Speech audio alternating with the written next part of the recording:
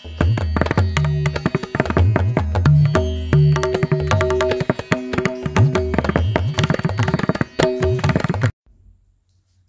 दोस्तों, मैं हूं दिवाकर। आप देख रहे हैं ऑरेंज वायर भारत।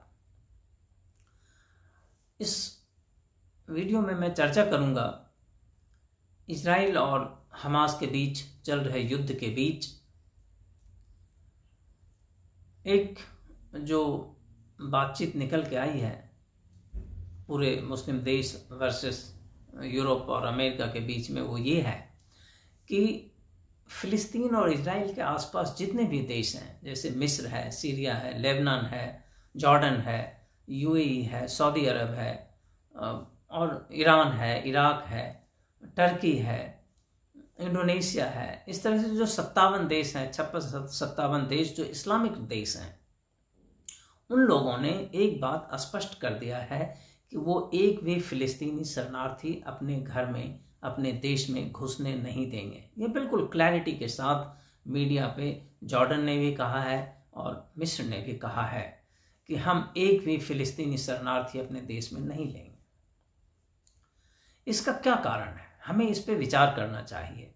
यह कोई नई समस्या नहीं है, ये बहुत दिनों से चली आ रही एक विचारधारा है जिसमें पूरे विश्व का मुस्लिम शरणार्थी, चाहे कारण अनेक हों, कोई भी कारण हो, लेकिन मुस्लिम शरणार्थी अपने देश को छोड़कर केवल काफिरों के देश में जाते हैं। वो कभी भी मुस्लिम देश में नहीं जाते हैं। इसका क्या कारण है?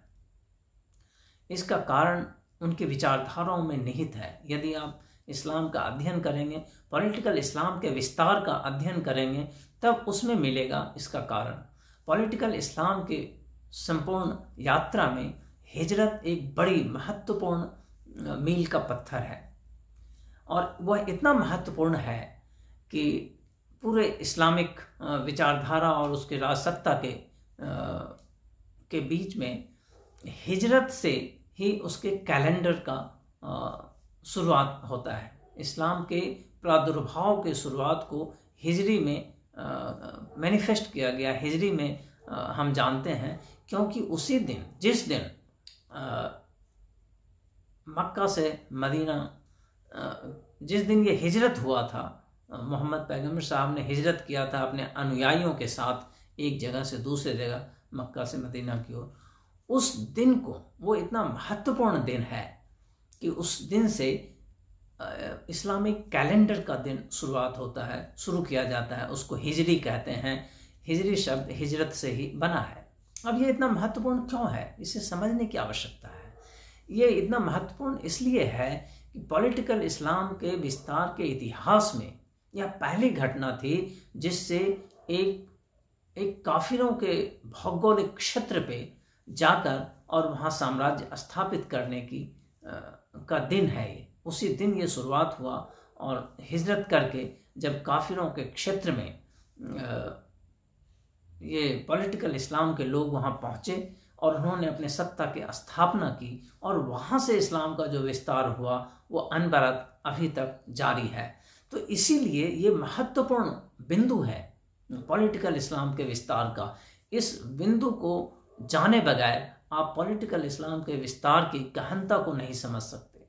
तो हिजरत अति आवश्यक बिंदु है पॉलिटिकल इस्लाम के विस्तार में, और इसीलिए हिजरत का एक मजहबी और वैचारिक अर्थ यह भी है कि हमें कभी भी हिजरत करनी है तो काफिरों के भूभाग में करनी है, ताकि वहाँ जाके हम इस्लाम के साम्राज्य को स्थापित कर सकें। जहाँ इस्लामिक साम्राज्य स्थापित हो चुका है वहाँ जाने का अब कोई फ़ायदा नहीं है, वहाँ तो ऑलरेडी हमारी सत्ता स्थापित है।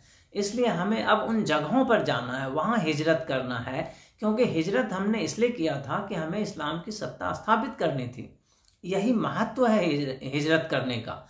हिजरत की आत्मा यही है कि जब एक जगह हमारी बात नहीं बन रही थी तो हम दूसरे काफिरों के भौगोलिक क्षेत्र में गए और वहाँ अपनी बुद्धिमत्ता से, अपनी ताकत से, अपनी पॉलिटिकल राजनैतिक सूझबूझ से हमने अपनी सत्ता स्थापित की। और इसी घटना की महत्वपूर्ण, इसके जो महत्ता है उसी को दर्शाता है हिजरत। और इसी से सीखते हुए तब से लेकर आज तक कोई भी मुस्लिम शरणार्थी मुस्लिम देश नहीं जाता। हमने दारुल इस्लाम जो बन चुका है, जहां इस्लाम की सत्ता स्थापित हो चुकी है, वहां जाने की आवश्यकता नहीं है, क्योंकि अब तो बचे हुए काफिर भूभागों को इस्लामिक साम्राज्य के अंदर लाने की आवश्यकता है। इसलिए मुसलमानों की संख्या जो है उधर जानी चाहिए। और इसी समझदारी, इसी वैचारिक अवधारणा के तहत हर एक मुस्लिम शरणार्थी सीधे सीधे काफिर भूभाग की ओर रुख करता है। इसलिए आप चाहे 100 साल का इतिहास ले लें, 200 साल का इतिहास ले लें, 1000 साल का इतिहास, जितने दिन का इतिहास का आप अध्ययन करना है कर लें, आप हमेशा यही पाएंगे, जब भी कहीं युद्ध हुआ है और विस्थापित संख्या की बात आई है, तो मुस्लिम शरणार्थी सदैव ही काफिर के देशों की ओर गया है और फिर वहाँ जाके उसने अपने इस्लाम की स्थापना की है। इसका सबसे प्रमुख उदाहरण है लेबनान। लेबनान अपना जो स्वरूप था, लेबनान में 100% क्रिश्चियन लोग रहते थे, लेकिन आसपास के युद्ध क्षेत्र में बदल जाने की वजह से लेबनान में मुस्लिम शरणार्थियों का आना जाना शुरू हुआ। फिर वहाँ और भी संबंध स्थापित हुए। धीरे धीरे ये संबंध कभी रिश्ते सामान्य हुए, कभी कठिन हुए। बढ़ते बढ़ते बढ़ते बढ़ते एक दिन ऐसा आया, पूरा लेबनान पे इस्लामिक सत्ता की स्थापना हो गई। अब जो लेबनान है उसमें आपको एक भी क्रिश्चियन नहीं मिलेगा। अब वही लेबनान है जहां से हिजबुल्लाह, जो ईरान का समर्थित आतंकवादी ग्रुप है, ऑपरेट करता है और वो काफिरों के लैंड पे हमला करता है, वो यहूदियों के भूभाग पे हमला करता है। तो ये महत्व है शरणार्थियों का। शरणार्थी जो है इस्लामिक एक्सपेंशन के संदर्भ में एक टूल है, एक हथियार है। जिस तरह से तोप है, टैंक है, मिसाइल है, बड़े बड़े बम वर्षक विमान हैं, उसी तरह से मुस्लिम जनसंख्या शरणार्थी के रूप में एक हथियार है जो गैर मुस्लिम क्षेत्र में जाकर, काफिरों के भूभाग पे जाकर वहाँ सत्ता स्थापना में मदद करता है। इसका प्रत्यक्ष उदाहरण अभी जो चल रहा है, आप अभी देख लीजिए, यूरोप और भारत दोनों जगह ये पूरी सघनता से हो रहा है। और बौद्ध देश, आप फिलीपींस देख लीजिए, जहाँ का बहुसंख्यक लोग बौद्ध है, वहाँ भी ये समस्याएं बहुत अच्छी तरह से इस टूल का, इस यंत्र का उपयोग पॉलिटिकल इस्लाम के लोग बहुत अच्छी तरह से कर रहे हैं।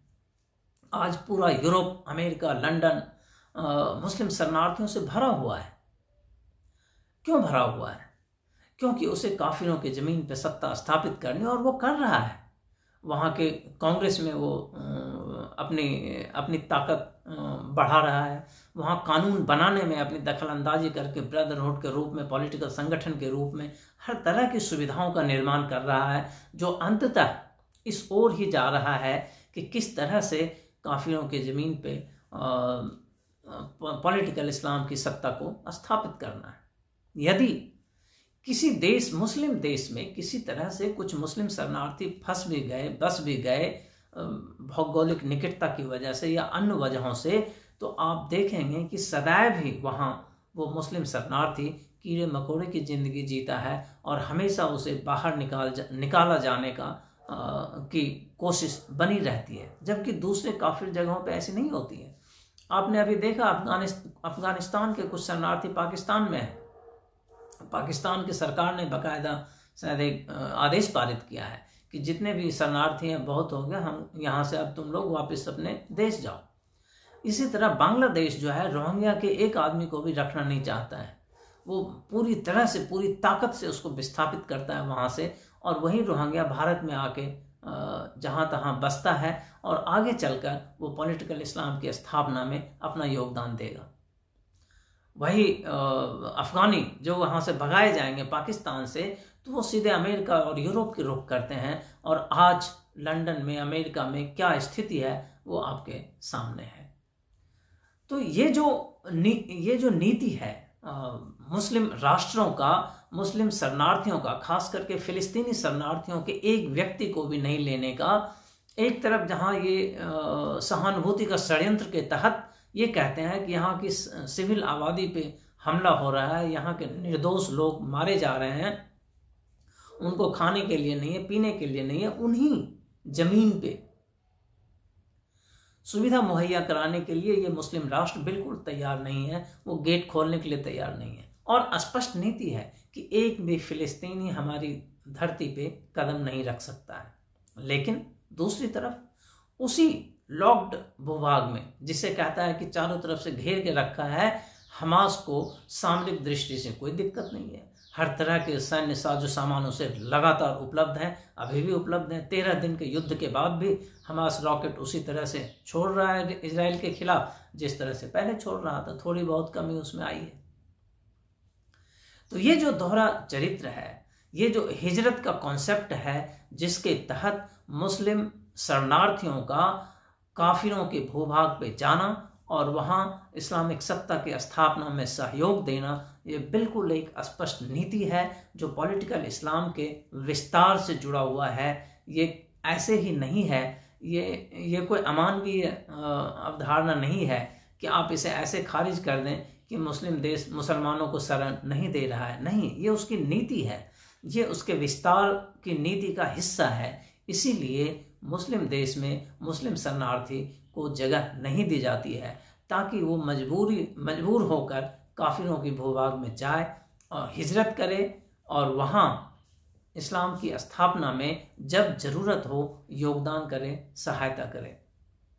ये शरणार्थी एक बड़ी सामरिक एक यंत्र है इसके लिए, उम्मा के लिए, विश्व के उम्मा के लिए, जिसका इस्तेमाल वो हर जगह करते रहते हैं, चाहे वो स्पेन हो, स्वीडन हो, लंदन हो, हर जगह। आप तो वीडियो और सोशल मीडिया की वजह से एक एक फुटेज आप देख सकते हैं कि क्या स्थिति है और किस तरह से काफिरों के भूभाग पे ये लगातार शरणार्थी के रूप में जो एक अस्त्र है ये कब्जा कर रहा है।